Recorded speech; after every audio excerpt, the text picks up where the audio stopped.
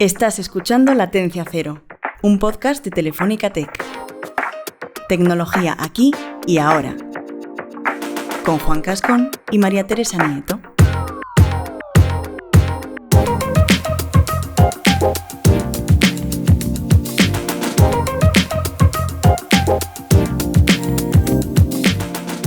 Eso es, Juan Cascón y Maritere Nieto, que somos los propietarios, ¿no?, de las dos voces que estáis escuchando. Bueno, de momento solo una. A ver, Maritere, ¿estás ahí? Sí, hola. ¿Qué te iba a decir? ¿Se puede decir que somos propietarios de nuestra voz? Bueno, de la voz sí, pero ¿de lo que decimos también? ¿O ya una vez que sale de nuestra boca es ya también de quien lo escucha? No te esperabas tampoco esta entrada tan filosófica, ¿no? Bueno, depende, porque, ojo, si lo hacemos un NFT, que ya lo hemos hablado en capítulos anteriores, a lo mejor sí podríamos ser propietarios. Además es que es curioso este tema porque todo lo que decimos, sea hablado por escrito, está sujeto a múltiples interpretaciones, con lo cual no siempre eso que decimos significará lo mismo para quien lo dice que para quien lo escucha, o incluso si lo escuchan dos personas diferentes, pues para una o para otra. Es que es muy complejo esto de lo que comunicarse. Digo, la comunicación, sí. La comunicación, ¿eh? No es fácil. Sobre todo si escribimos, que a veces las escrituras dan que pensar. Además, ahora que existen estos dispositivos que se manejan por reconocimiento de voz, yo, por ejemplo, tengo un amigo que enciende las luces de su casa sin tocar los interruptores. Ah, yo lo hago también. Todo por voz. Entonces, ahora que existe este tipo de tecnología, ¿cómo sabemos que nos va a entender correctamente? ¿Cómo sabemos que lo que decimos lo va a interpretar correctamente? ¿Quién programa esta tecnología para que funcione como tiene que funcionar? Y para que entienda el lenguaje cotidiano del ser humano, que es al fin y al cabo el que le va a dar las órdenes. O sea, al final son máquinas y de alguna manera tienen que entender el lenguaje humano, ¿no? Pero para ello están nuestros especialistas de inteligencia artificial, todas las personas que se han dedicado a estudiar toda esa rama, y en concreto, porque dentro de la inteligencia artificial hay como 800.000 cosas, hay una rama en concreto que es procesamiento del lenguaje natural. ¿Lo conocías? Pues mira, qué casualidad, porque es justo de lo que vamos a hablar hoy. ¡Anda! Y podríamos estar aquí preguntándonos tú y yo un montón de cosas más, pero vamos a entrar ya en materia y para ello voy a presentar a nuestra invitada, que es Carmen Torrijos, responsable de inteligencia artificial en Prodigioso Volcán. Antes fue lingüista computacional en el Instituto de Ingeniería del Conocimiento, aunque Carmen es traductora e intérprete de formación, lo que me parece muy interesante para acabar siendo lingüista computacional y responsable de inteligencia artificial. ¿Qué tal, Carmen? ¿Cómo estás? Hola, ¿qué tal? Buenas tardes. Bueno, cuéntanos, ¿qué es esto de la lingüística computacional? Pues la lingüística computacional es una disciplina híbrida entre la lingüística teórica aplicada, que se ha estudiado siempre quizá más en el ámbito académico, y la computación o la ingeniería. Entonces es el conjunto de técnicas que permite a los ordenadores, a las máquinas, trabajar con el lenguaje humano. El lenguaje humano tiene una particularidad, que es un lenguaje natural, y las máquinas lo que necesitan es un lenguaje formal para poder procesar. Entonces es el conjunto de técnicas que permite pasar de uno a otro. O sea, pasar de como estamos hablando ahora, ¿no?, de palabras o sean habladas o escritas. Sí, las dos. Y pasarlo a ceros y unos. Básicamente, sí. Vale, ¿y qué tiene que ver esto con el procesamiento del lenguaje natural? ¿Cómo se relaciona un término con otro? ¿Es lo mismo o se complementan? Bueno, cuéntanos, que es el PLN, ¿no?, que se llama en siglas. Sí, es curioso cómo han ido evolucionando los conceptos, pero en principio la lingüística computacional es la disciplina, digamos la disciplina científica. Y el procesamiento del lenguaje natural, en el uso, se ha terminado entendiendo por la actividad, digamos, comercial o industrial de la lingüística computacional. Es dentro de la inteligencia artificial, cuando se habla de lenguaje, de procesamiento del lenguaje, se dice siempre procesamiento del lenguaje natural. Y es muy curioso porque estás en el mundo de la informática, pero tus estudios inicialmente no lo fueron. Este tipo de conocimiento es para gente de ciencias, de letras, híbrido. ¿Se necesita aprender programación para dedicarse a esto? Cuéntanos un poquito. Híbrido, yo creo que es la palabra, ¿no? Los perfiles mixtos, lo que llamamos los perfiles mixtos, que vienen de una disciplina y se convierten a otra, pero no abandonan la primera, ¿no?, sino que las integran de alguna manera. Esto pasa mucho con la informática. Hay gente que viene de psicología, hay gente que viene de economía, hay gente que venimos de la lingüística o de la traducción y que de alguna manera integramos la computación en nuestro trabajo diario aprendiendo a programar en distintas medidas, ¿no?, en distintos porcentajes. Hay gente que acaba programando muchísimo, prácticamente como un programador, como un desarrollador, y hay gente como yo, por lo menos, años, pues que vamos aprendiendo lo que necesitamos para poder llevar adelante las tareas que al final, en nuestro caso, son lingüísticas, ¿no? Yo soy un perfil humanístico al final, tengo como más foco en las humanidades, pero utilizo la programación como herramienta cuando necesito procesar textos, y voy aprendiendo un poco, digamos, proyecto por proyecto. No es que tenga una formación en programación tampoco muy extensa, sino que es más funcional, ¿no? Pero ¿sabes programar tú también? Yo programo un poquito en Python, sí, pero para ciertas cosas sí es verdad que no soy 100% autónoma, necesito siempre conmigo un programador, un científico de datos, un desarrollador, pero claro, tengo este perfil como mixto que también me permite mucho estar en la gestión del proyecto, ¿no? Y en la parte lingüística, que es muy interesante también. Qué guay. Qué ¿Y guay. por qué es tan importante la perspectiva de otro tipo de perfiles más especializados en comunicación, en lingüística, supongo que también psicología, ¿no? Un poco de cómo funciona la mente humana? ¿Por qué es tan importante en la inteligencia artificial? Pues porque los problemas que se resuelven en inteligencia artificial son muy complejos, ¿no? Intentar que las máquinas resuelvan o lleven a cabo procesos cognitivos humanos es algo muy complejo y los ingenieros no pueden saber de todo. No puede ser. Ya te digo yo que no. Claro, no pueden resolver ellos solos todos los problemas y tener todos los puntos de vista, eso sería pedirles demasiado, ¿no? Ellos tienen ya su expertise en lo que es la programación, el desarrollo de los sistemas, la ingeniería de datos, la arquitectura o la ciencia de datos, pero necesitan siempre un punto de vista desde otra perspectiva, ¿no? Tanto de la perspectiva de negocio, que también hay que combinarlos mucho con perfiles de negocio, como a lo mejor de perspectivas más académicas o más científicas, pero de otras disciplinas, pues por ejemplo de las humanidades. ¿Y para qué? Porque a mí esto del procesamiento del lenguaje natural, la verdad que me pilla un poco de sorpresa, no algo bueno, me suena haber dado en la carrera. Igual. Entonces, ¿para qué se utiliza? ¿Cuáles son los casos de uso donde más se aplica este tipo de temática? Pues normalmente lo que ocurre es que muchas empresas, muchas compañías tienen datos en texto. Y los datos en texto son difíciles de explotar, porque no es lo mismo que cuando tienes una tabla de Excel con números, ¿no? Que todos sabemos más o menos lo que podemos hacer ahí. Cuando tienes texto, necesitas extraer valor de esos textos, extraer la información que hay ahí dentro y estructurarla. Entonces, eso conlleva unas técnicas que hay que aplicar antes de empezar el proyecto, ¿no? Primero tienes que convertir esos textos a algo estructurado con lo que puedas trabajar y después ya empezar, digamos, el proyecto que querías hacer. Uno de los casos de uso más típicos es el análisis de sentimiento, por ejemplo. Cuando yo empecé 2013-2014 era lo que estaba más de moda, ¿no? Conseguir clasificar, pues, por ejemplo, tweets o contenido de redes sociales en positivo, negativo, neutro, o extraer las emociones, si el emisor del tweet pues, sentía ira o sentía muy para reputación de marca, ¿no? Para estudiar la reputación de marca. Y luego hay muchas otras, por ejemplo, la clasificación de textos también es súper habitual. Mucha gente tiene mucho volumen de texto y necesita clasificarlo. Por ejemplo, pues imaginemos un call center, ¿no? Una aseguradora, cualquier compañía que recibe muchísima cantidad de datos en texto. Y el procesamiento del lenguaje natural, ¿bajo qué parámetros o cómo, esto que acabamos de decir de clasificarlo, cómo se hace para que el ordenador lo interprete de una o de otra manera? Las que quiere el cliente, es un poco lo configura el cliente, pero la metodología, digamos que sí que es parecida. Normalmente lo que hay que darle a la máquina son ejemplos. O sea, hay que coger un corpus y hay que etiquetarlo. Eso solemos hacerlo los lingüistas computacionales. Antes hacíamos corpus muchísimo más grandes, ahora ya los modelos son más avanzados y nos permiten etiquetar corpus más pequeños, pero antes etiquetábamos miles y miles y miles de textos, ¿no? O de documentos, o de tweets, o de textos de, a lo mejor, contenido de respuestas a encuestas, ¿vale? El campo de texto libre típico de una encuesta en el que te explayas, pues luego de ahí hay que interpretar, hay que sacar si estás mencionando entidades o desde qué emoción estás escribiendo, un montón de información que se puede extraer. Y es así, ¿no? Primero se etiquetan los corpus y después todo eso es el dataset que llamamos de entrenamiento, que es el que pasa a la gente de Machine Learning, a la gente de ingeniería para entrenar el modelo.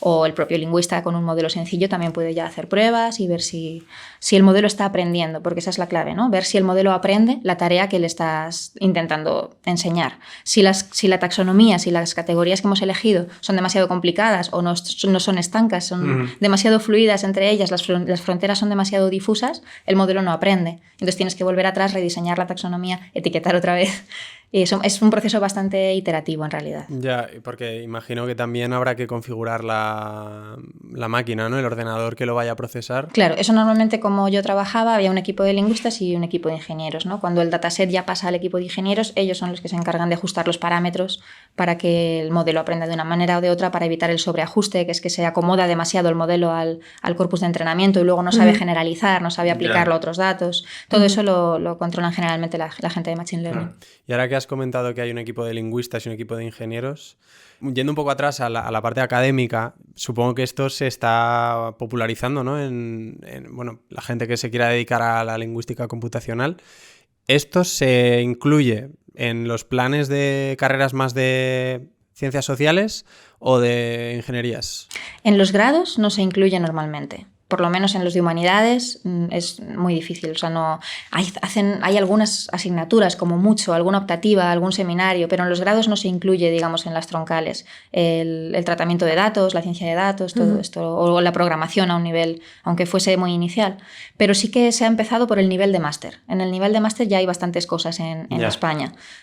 Bueno, ya había másteres, sobre todo en Cataluña, en País Vasco, que tenían lingüística aplicada y que hacían una parte de procesamiento del lenguaje natural. Y fuera de España muchísimos, pero en Madrid la verdad es que hace poco tiempo, hace como 10 años que ha empezado la oferta académica realmente a incluirlo, y tendrías que ir, si alguien se quiere especializar en esto, tendría que ir al nivel de máster. Hay másteres en letras digitales que están más pensados para gente que viene de humanidades, y hay másteres en lingüística computacional, en lingüística aplicada, que son muy buenos. O sea, ¿crees? Perdona. Nada, en tu caso, ¿cómo descubriste este mundo? Por casualidad. Es que a veces pasan las cosas por casualidad. Total. Sí, yo había hecho traducción y me había empezado a especializar en traducción aplicada a la tecnología, y entonces estaba en el Instituto de Ingeniería del Conocimiento, donde trabajaba antes, y estaba traduciendo, ¿vale? Yo traducía pues manuales de usuario y demás. Y en cierto momento pues había un departamento de lingüística computacional que estaba haciendo un analizador de sentimiento. Todo esto en el año 2013, o nada que ver con la tecnología que tenemos ahora, era todo muy inicial. Necesitaron a alguien y no había mucha gente formada. No es como ahora, que sí que hay gente que sale de los másteres, que prácticamente nadie hacía esto, entonces cogían gente de traducción o de filología y la formaban dentro, y fue lo que hicieron conmigo. Bueno, entonces tampoco fue tanta casualidad. Estaba en el momento... Claro, eso iba a decir, en el momento y el lugar adecuado. Sí, eso es. Vale. O sea, que una persona que quiera dedicarse a esto necesariamente tiene que pasar por un máster, porque has dicho que en los grados ahora mismo no hay esta especialización, ¿no?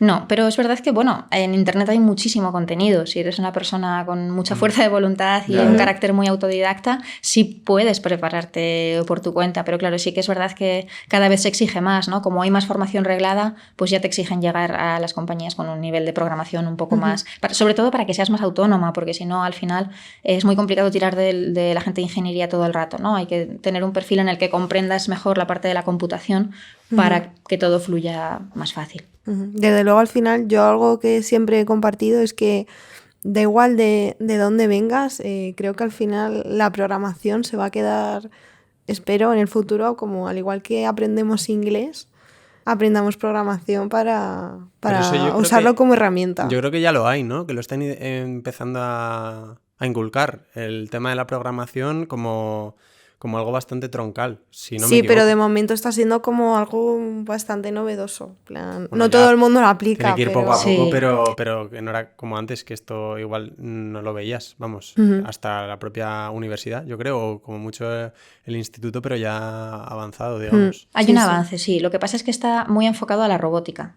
Y a mí eso no sé si es del todo acertado, porque creo que tendría que estar más a un nivel más conceptual, más matemático. Yo lo que he echado de menos, luego cuando he tenido que aprender a programar, eran fundamentos matemáticos. Creo que si van por ahí, luego lo van a tener mucho más fácil. Si todo se enfoca a construir un robot, quizás es una aplicación demasiado funcional y que luego no les va a dar fundamentos para lo que realmente van a necesitar cuando su cerebro tenga que empezar a pensar en lenguaje formal. O quizá también cuando se enseña matemáticas o incluso física, que se ejemplifique un poco para qué puede utilizarse, ¿no? Que igual se queda todo en un nivel muy teórico, igual que lo que comentas de que la robótica es demasiado funcional y no se ve esa parte, ¿no?, que hay detrás más matemática, pues igual en el sentido contrario, yo creo. Y desde el punto de las humanidades también, porque para la gente que pensábamos más en números, a mí, por ejemplo, lengua no me gustaba nada. Pero mira, nada. Puedes conjugarlo ahí en la lingüística computacional. Bueno, y entonces, ¿cómo se generan estos datos a partir del lenguaje? Técnicamente hablando, creáis estos corpus y luego se los entregáis, ¿no? a la computadora, al ordenador que lo vaya a procesar. ¿Y qué pasa después? Consigues automatizar una tarea. Consigues un modelo que ha automatizado una tarea. Ha aprendido a clasificar textos en una taxonomía determinada o ha aprendido a detectar entidades que se nombran en los textos, pues personas, lugares, organizaciones, ¿no? Según lo que tú le has dado de ejemplo, es capaz de aprenderlo. Esa es la clave. O sea, el corazón de la inteligencia artificial ahora mismo es el aprendizaje automático. Y esto se usa para todo, pero estamos hablando de lenguaje, pero podríamos hablar de imagen. Pero siempre al final es aprendizaje. Entonces el modelo lo que hace es aprender y ya tienes un modelo que te sirve para automatizar esa tarea. Es verdad que con el tiempo, o sea, que no lo tienes para siempre, ¿no? Que el modelo hay que reentrenarlo y hay que actualizarlo. A lo mejor tu taxonomía cambia, a lo mejor quieres añadir una categoría, que esto pasa muchísimo, te dice el cliente, no, es que ahora quiero añadir una categoría o dos y lleva mucho más trabajo, ¿no? de lo que parece. Aunque es verdad que ahora el avance de los modelos ha sido, en los últimos 5 años ha sido bestial y ya no hace falta tanto entrenamiento ni tanto corpus, ya son procesos muchísimo más asequibles y sí, un poco más fácil. Lo que pasa que esto, si es para un cliente en concreto, supongo que necesitará unos términos, unos textos concretos, pero yendo, por ejemplo, a las redes sociales, que hay muchísima gente, lo que comentabas de por ver un poco la reputación de marca y tal, con lo diferente que se expresa la gente, idiomas, esto supongo que es muchísimo más complejo, y ¿no? Generaciones, porque no escribimos igual, según la edad. Sí, a ver, más idiomas requiere un proceso de traducción automática previo. Tiramos mucho de la traducción automática, porque a lo mejor, no es perfecta, pero aquí siempre se cuenta con grandes márgenes de error. O sea, siempre que haces análisis de sentimientos, siempre que haces clasificación, el modelo no lo va a hacer perfecto, porque es que tú como humano tampoco lo harías perfecto. Entonces tienes que contar siempre con un margen de error. Cuando tienes varios idiomas o cuando tienes varias formas de hablar, normalmente el modelo se ajusta a esta forma. Cuando usas Twitter, por ejemplo, no es lo mismo que cuando tienes textos de una respuesta a una encuesta de una compañía que tiene 100.000 empleados. No se responde igual, no se habla igual en Twitter que ahí, ¿no? Entonces, en principio, tu corpus, tu dataset de entrenamiento tiene que estar equilibrado, tiene que estar balanceado, tienes que tener ejemplos de todo lo que luego el modelo va a ver. O sea que el dataset de entrenamiento es un poco una pequeña réplica de la realidad. A lo que luego vayas a someter al modelo, tienes que dárselo en el corpus. Si en el corpus hay gente de varias generaciones hablando, tiene que haber representatividad suficiente de todos esos grupos, ¿no? Entonces se cuida mucho desde el conjunto de entrenamiento lo que le damos a la máquina. Es como se pasa mucho tiempo preparando Luego en realidad entrenar la máquina son a lo mejor 2 días, ¿no? Pero te puedes pasar 3-4 meses preparando un conjunto de entrenamiento porque hay que hacerlo con mucho cuidado. Y luego en cuanto a los sesgos, porque por ejemplo, yo voy a hablar por el mundo tech, normalmente en el mundo tech hay más hombres que mujeres y a veces en los modelos de inteligencia artificial se ve reflejado. ¿Cómo tratáis, por ejemplo, otro tipo de sesgos cuando estás realizando esos entrenamientos? El sesgo es algo súper complicado de tratar. No, yo creo que no hay una entrevista, no hay una mesa redonda, no hay una conferencia en la que no salgan los sesgos cognitivos, ¿no? O el sesgo algorítmico. Lo que ocurre es que los datos que nosotros tenemos, sobre todo los que teníamos hasta ahora, estaban muy sesgados. Nadie pensó nunca que fueran a ser para que una máquina aprendiera, ¿no? Entonces, reflejan un poco lo que nosotros hemos sido hasta ahora, que tenemos nuestro sesgo. Hay 2 maneras, o cambias los datos, o configuras el modelo de una manera muy fina para que no tenga en cuenta ciertas variables al tomar ciertas decisiones y entonces intentar mitigar un poco ese sesgo. Eliminarlo del todo es imposible, porque nosotros también estamos sesgados. Pretender la objetividad absoluta es imposible. Pero bueno, sí que hay técnicas para mitigar esto y sobre todo yo creo que tiene que haber una supervisión de los datos. Cuando en los datos hay sesgo es que lo vas a trasladar a la máquina y además lo vas a perpetuar porque vas a automatizar ese sesgo, ¿no? Ese es el peligro que tiene. Claro. Y por eso está todo el mundo tan alerta con esto.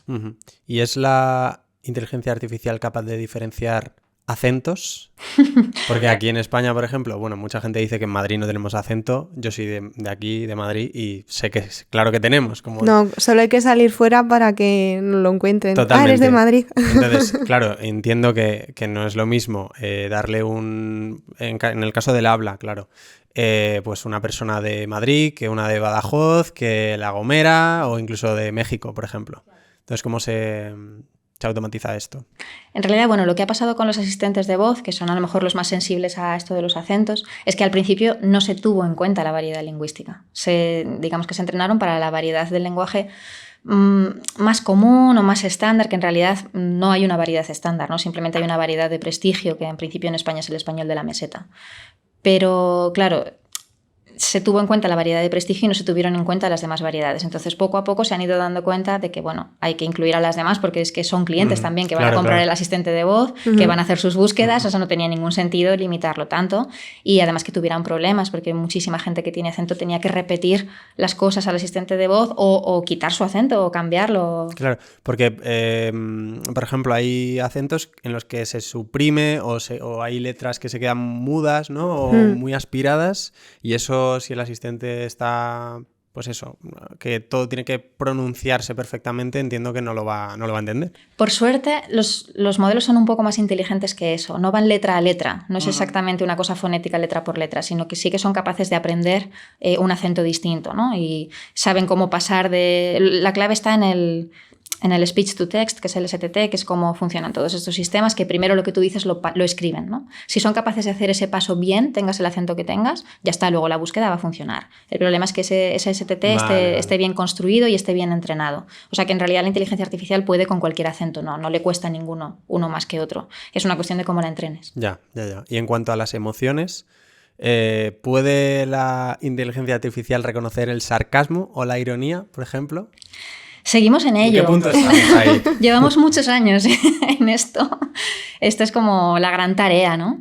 Yo creo que estamos bastante cerca porque la nueva IA de Google, el nuevo modelo, no sé si lo habéis leído, que te explica los chistes, ¿no? Es como uno de los logros que ellos ponen encima de la mesa es que te explica los chistes.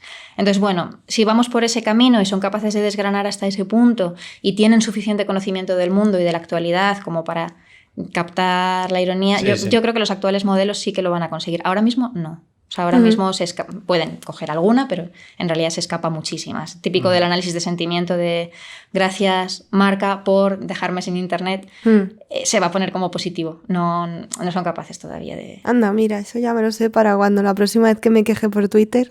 me voy a poner. Ya funciona mucho mejor que antes, pero en Twitter si te quejas de algo hay que ser literal. Y claro, al final, ya lo hemos hablado antes, se utilizan mucho las redes sociales. En cuanto al tema de la privacidad de los datos, esos datos cuando se procesan para realizar los entrenamientos y los modelos, ¿se privatizan previamente o digamos que se desligan de las identidades de los usuarios? ¿Cómo se suele tratar eso para mantener un poco la anonimidad? Pues aquí ha habido una evolución. Cuando al principio, en los primeros años, no nos preocupábamos de nada de esto. Se utilizaban las redes sociales sin ningún problema. En 2018 aparece el RGPD. Y ya a nivel europeo. Y esto ya era más serio. Y ahí hubo que hacer una revisión con la gente de legal. Oye, esto que estamos haciendo se puede hacer. ¿Hasta qué punto es dato personal? Acá, un gran dilema era, que me acuerdo que preguntábamos a la Agencia de Protección de Datos, ¿por qué la @cuenta es un dato personal? La @cuenta de Twitter, ¿no?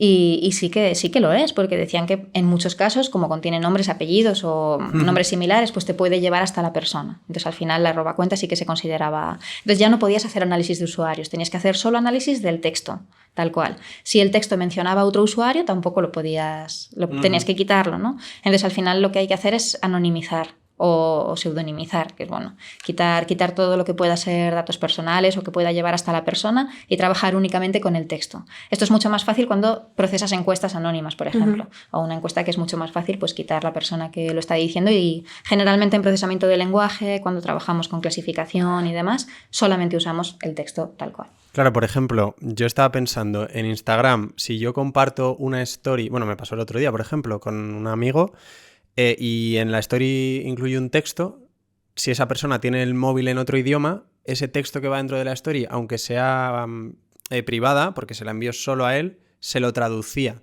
Con lo cual, la inteligencia artificial está interviniendo esa story para que el texto le llegue en su idioma. Sí. O sea, ¿hasta qué punto esto es o no problemático? Porque al final se supone que una imagen confidencial, ¿no?, entre esa persona y yo.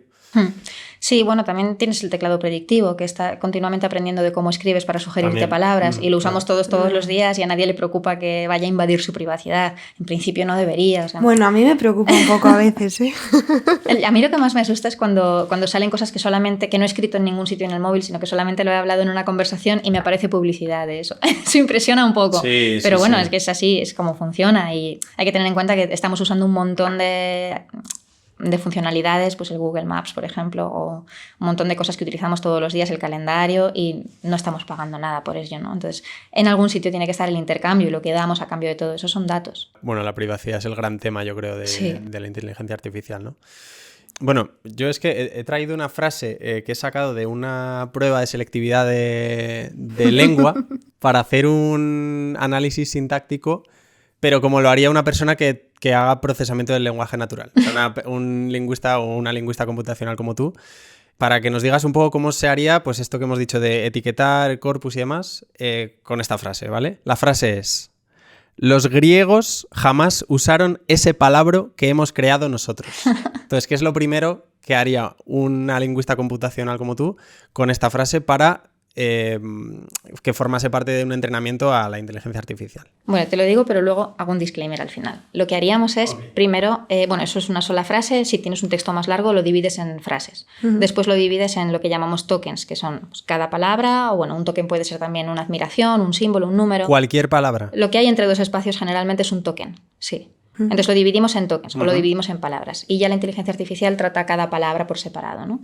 Entonces esas palabras después hay que darles, antes les dábamos su categoría gramatical, si era un artículo, si era un sustantivo, femenino singular, femenino plural. Hasta aquí es como un examen de lengua. Sí, total. Es exactamente eso. O sea, bueno, el ser humano separa en palabras, digamos, intuitivamente, no necesita hacerlo tan formal, pero la máquina sí. Vale. Y luego eso, había como un análisis, digamos, morfológico. Y después se hacía el análisis sintáctico, que es el de selectividad. Sí, sí. Bueno, y morfológico yo creo que también. Sí, también entra morfológico. Sí, ¿no? Bueno, pues vale. el sintáctico lo que pasa es que este que hacíamos de cajitas, hasta aquí el sujeto, hasta aquí el predicado, era muy pesado para la computación. No había capacidad de computación suficiente para procesar todo eso. Entonces se pasó a otro estilo de analítica, que era el análisis de dependencias, que es que cada palabra depende de otra.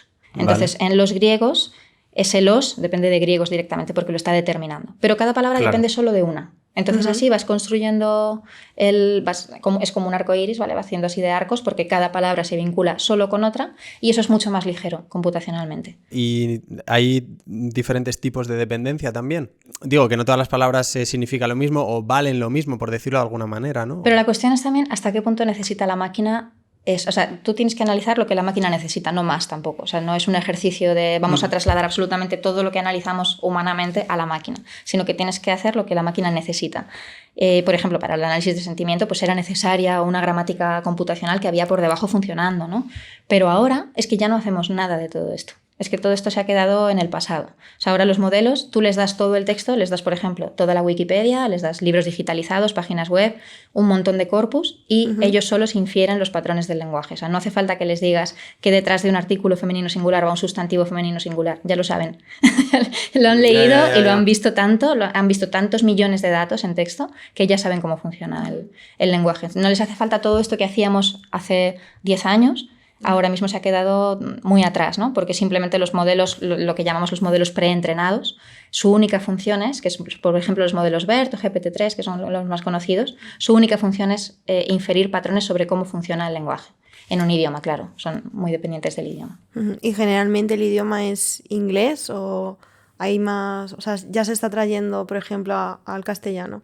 Pues en inglés está, bueno, GPT-3, que es como el modelo generativo del lenguaje, que es este que escribe poemas, que escribe noticias, que es como el más convincente, el que mejor funciona ahora mismo. Está entrenado en inglés principalmente, pero luego también un poco en alemán, en español y en francés. Entonces, si tú le escribes en español, es capaz de contestarte, pero si la tarea es demasiado complicada, él solo te cambia el inglés. Esto es curioso. Vale. Pero en España ya estamos, en 2015 ya empezó el plan de tecnologías del lenguaje por parte del gobierno, ya se entendió que era necesario invertir en esto y ahora mismo hay un modelo que se llama María, que fue María con la I y la A mayúsculas, ¿vale? Esa es la gracia. Bueno. Que lo desarrolló el Barcelona Supercomputing Center y que está entrenado con textos de la Biblioteca Nacional, de las páginas web acabadas en .es, o sea que todo es en español. La Biblioteca Nacional llevaba acumulando texto desde 2009, o sea que había muchísimos gigas de información ahí con los que se ha entrenado un modelo. Cuando tú quieres hacer un modelo para el español, tienes que buscar solo textos en español. Y en realidad es lo que mejor funciona. Tú puedes hacer un modelo multilingüe si quieres, pero lo que te va a dar más rendimiento, lo que de verdad va a funcionar mejor, es especializarlo en un solo idioma. Claro. Y, o sea, ¿este es el proyecto más grande que hay a nivel nacional ahora mismo? Hay varios modelos en español y, claro, todos llevan, menos María, que está basada en GPT-2, casi todos llevan BERT porque están basados en la arquitectura de transformadores de los modelos BERT, que es lo que sacó Google en 2018 o 2019, que lo revolucionó todo. Entonces hay un BERTín, hay una Rigoberta y todo ha ido un poco en esa línea. Hay varios modelos, entonces, bueno, algunos son abiertos, open source, otros son de uso privado, pero en realidad se está invirtiendo ya muchos. Hay muchos modelos en español, ya no te hace falta usar un modelo del inglés. ¿Y nos puedes contar algún proyecto en el que estés tú implicado o algún proyecto chulo? No tiene por qué ser en el que hayas estado tú, pero que te haya gustado especialmente por, no sé, la complejidad o por la aplicación que ha tenido. Pues yo trabajé en un proyecto muy chulo, es quizá de los más chulos que yo he hecho, que se llamaba Planeta Futuro, que es un blog del País, y ellos querían saber si los artículos que estaban lanzando, que estaban escribiendo, porque eran todos de temas sociales, concienciaban a la gente o no. Entonces, si ya era difícil extraer la emoción de un texto o extraer la intención que tenía el autor de un texto, pues extraer si ese autor estaba concienciado o no, era muy difícil. Fue un reto bastante importante y lo conseguimos, siempre con este margen de error del que hablamos, pero sí que lo conseguimos. Entonces era muy bonito ver cómo un artículo pues, concienciaba a la gente. ¿Cómo sabíamos si estaban concienciados? Pues porque los artículos de redes sociales que vinculaban a este artículo, que tenían un link a este artículo, pues decían cosas como me ha impresionado muchísimo. Eran artículos pues a lo mejor de pobreza o de desarrollo en África o de enfermedades.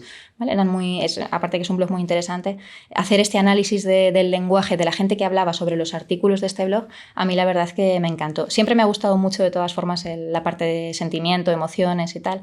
Lo que pasa es que es un poco frustrante no llegar nunca a un nivel de acierto realmente alto, ¿no? Te frustra un poco. Y en línea de noticias y tal, a mí un tema que me fascina muchísimo es el tema de las fake news, que es un tema que no está resuelto desde el punto de vista tanto desde la imagen, vídeos, a noticias. Entonces, ¿qué opinas? ¿Estamos muy lejos de poder detectarlas? ¿Las conseguiremos detectar algún día?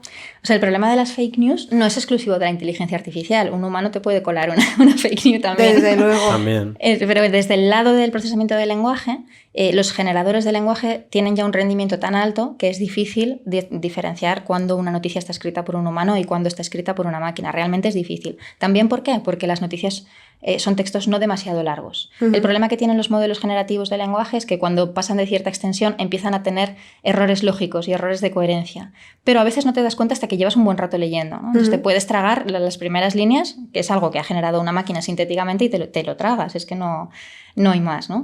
Cuando liberaron GPT-3, que tenía mucha capacidad para escribir noticias, liberaron también un detector. Pero bueno, esto se ha quedado un poco ahí en una intención más bien, ¿no? Es difícil porque no podemos detectar qué está generado por una máquina y qué está generado por un humano. Yo creo que es que hay que educar a la gente en un análisis crítico, en una lectura lógica de las cosas para que podamos coger esa intuición, ¿no? Que los que trabajamos en esto sí que la tenemos más, pero de lo que está generado automáticamente y lo que no. Porque al final se nota, no son tan perfectos. Siempre hay un error lógico, siempre hay una fecha fuera de sitio, siempre hay una ciudad que no está en el país que está diciendo, ¿no? Siempre hay algún error con el que lo puedes detectar. Qué interesante. Joder, la verdad es que yo estoy flipando con todo este tema porque me parece que tiene, o sea, es tan amplio y tiene tantas aplicaciones. No sé hasta dónde llegaremos, pero bueno, por recapitular un poco, ¿tú qué crees que falta a nivel formativo, a nivel incluso profesional? ¿Dónde crees que habría que poner más foco? Hay una brecha gigante, cada vez más grande, entre la gente que sabe cómo funciona la tecnología y la gente que no. Entonces, si la inteligencia artificial la vamos a usar todos, hay que intentar cerrar esa brecha. La vamos a usar todos y la deberíamos construir todos, ¿no? Entonces, lo que me preocupa es que la ciencia y la tecnología van muy rápido. O sea, la investigación en modelos de lenguaje va como un rayo, sobre todo en los últimos años ha habido un salto espectacular. Y la empresa, los que trabajamos en consultoría, tenemos clientes, intentamos llevarles estas soluciones para mejorar sus procesos, es que no nos da tiempo, o sea, es que no llegamos a trasladarlo todo, ¿no? La gente está usando cosas de hace 10 años porque es ahora cuando realmente la empresa empieza a decir, anda, mira, si existe esto, pues lo puedo aplicar a esto, pero se tarda, ¿no? Porque la gente que estudia ingeniería y que está en el estudio del Machine Learning, pues va muy a tope y sacan unos papers con unas cosas alucinantes, pero hasta qué punto luego eso se puede aplicar a un proceso del día a día de una persona que llega a su oficina y tiene que hacer un proceso a mano que se podría automatizar, ¿no? Aterrizar esto es lo que a mí me parece que es el reto de aquí a 2030. 2030. Conseguir que las empresas de muy distintos tamaños, no solamente las grandes empresas, puedan aplicar la inteligencia artificial y beneficiarse de todo esto que se está estudiando, que es bestial, pero totalmente. Que está demasiado alejado, ¿no?, de la realidad del día a día. O sea, hay una curiosidad científica, pues por ejemplo, con los modelos que escriben poemas o con los modelos que pintan cuadros, pero luego ¿qué hacemos con eso? ¿Cómo lo traemos de verdad a mejorar el día a día de la gente? Claro. Y se nos está yendo un poco, ¿no? La brecha se nos está haciendo un poco demasiado grande. ¿Cuesta enfocar entonces? O sea, como se está explorando mucho, pero no se focaliza en como aplicaciones útiles, ¿o qué es lo que...? Sí, también falta mucha consultoría. O sea, hay cosas que existen, pero la gente que está en las empresas en puestos de decisión que puede traerlas para mejorar lo que hacen, pues igual no lo saben. Porque estaba en el ámbito académico, en el ámbito científico. Claro. La comunidad tecnológica que hay es brutal, y en España también, ¿eh? O sea, hay una comunidad tecnológica enorme, tú lo sabes, Maritere, congresos continuamente, se cuentan muchísimas cosas muy interesantes, pero es que hay gente que se queda fuera de eso, ¿no? Que no está en esta onda, a lo mejor, de Stack Overflow o de las cosas que se hablan en Internet. Que también desde el punto de vista de la tecnología hablamos nuestros palabras. Total. Y no nos explicamos para la gente que no está tan dentro de este mundo, dices, y se pierden. Dices, no, es que esto es open source. Clientes que te miran y te dicen... ¿Eso qué quiere decir? ¿Que es gratis? Bueno, no exactamente, es que sea gratis, es que es de la comunidad, no sé qué. Hay que explicar conceptos que para nosotros están muy, muy en nuestra cabeza. Sí. Bueno, pues por ir terminando, bueno, a mí se me ha quedado una pregunta que es ¿qué tal se lleva la RAE con este tema? Está en ello. Hay un proyecto que se llama Proyecto Leia, ¿vale? Que es para lengua española e inteligencia artificial.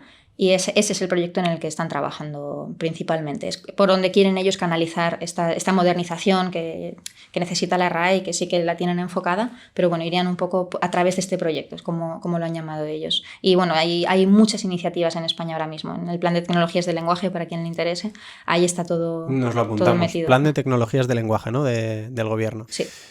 Pues tenemos una pregunta más, que es la pregunta sorpresa que hacemos siempre, que es que pedimos siempre a nuestros invitados e invitadas que nos recomienden una canción para incluir en nuestra playlist de Spotify que, bueno, pues que sea especial para ti o que le escuches últimamente más que cualquier otra. Entonces, ¿cuál sería esa canción que tú seleccionas? No tengo ninguna duda, vamos. Sería mi canción favorita del último año, que es El fin del mundo, de La La Love You. Ah, muy buena. Con Olaya Con Axolotes, ¿no? Mexicanos. Ahí está. Yo me la pongo también en bucle mucho. Sí, ¿no? Es que es un bucle absoluto. Pues la incluimos en nuestra playlist y nada, nos despedimos por hoy, por este episodio. Y ya con el veranito encima, ¿no, Maritere? Ya está aquí a la vuelta de la esquina. Voy preparando el bikini, el bañador y para la playa. Pues nada, muchas gracias, Carmen, por haber participado y contarnos todo esto, que la verdad es que es... Bueno, estaríamos aquí hablando horas y horas, pero luego, la verdad es que nos has dado una masterclass, como dijo Maritere en el anterior episodio. Y esta ha sido otra. Siempre que traemos a alguien nos da una auténtica masterclass. Así que nada, muchas gracias, Carmen. Genial, gracias a vosotros. Bueno, Maritere, se me ha pasado súper rápido este episodio con Carmen. La verdad es que, joder, nos ha dado un montón de info que... Yo, la verdad que es que he aprendido muchísimo. No tenía ni idea de este tema y la verdad que, bueno, ya hasta puedo hablar de ello sabiendo de lo que hablo. Es que la inteligencia artificial está claro que da para mucho. De hecho, dudo que este sea el único episodio en el que hablemos de inteligencia artificial. Así que muchas gracias por habernos escuchado una vez más en este sexto episodio de Latencia Cero. Y Maritere y yo nos vamos. ¡Adiós! ¡Hasta luego!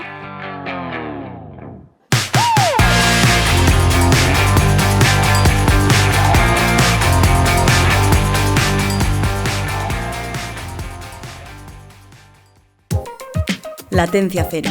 Tecnología aquí y ahora. Síguenos en Spotify, iVoox, Apple Podcasts y en telefonicatech.com.